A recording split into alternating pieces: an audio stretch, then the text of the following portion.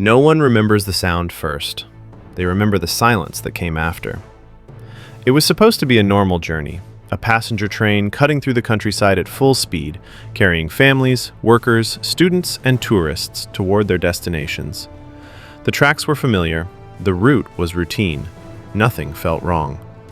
Until everything went wrong at once. Without warning, the train entered a curve too fast.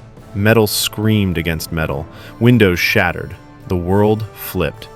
Carriages tore loose like toys, seats ripped from the floor, bodies were thrown through darkness as the train derailed and collapsed in on itself. In seconds, a routine trip became a mass casualty disaster. When the train finally stopped moving, there was no order, only wreckage. Twisted steel, crumpled cars, silence broken by distant cries. Rescue teams arrived expecting survivors. What they found instead was devastation. Car after car was crushed, some flattened completely. Others were torn open, exposing the inside like broken ribs.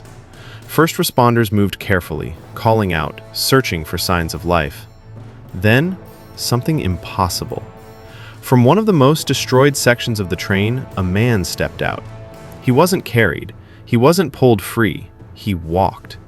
Dust covered his clothes. His face was pale. His eyes were wide, almost empty.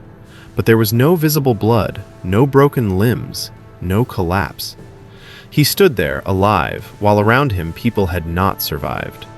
Rescuers froze. They asked his name. He answered. They asked if he was injured. He said no.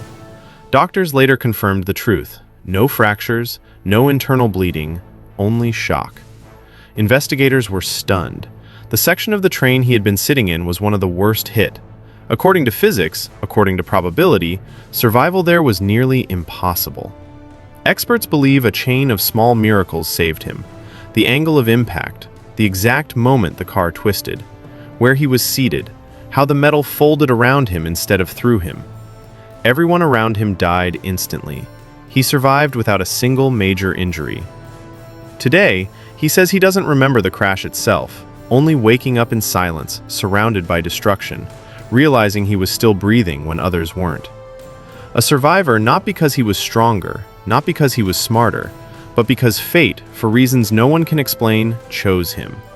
One train, one wreck, one man who walked out of death. If stories like this leave you thinking about how fragile and mysterious life really is, subscribe for more true, unbelievable survival stories from the real world.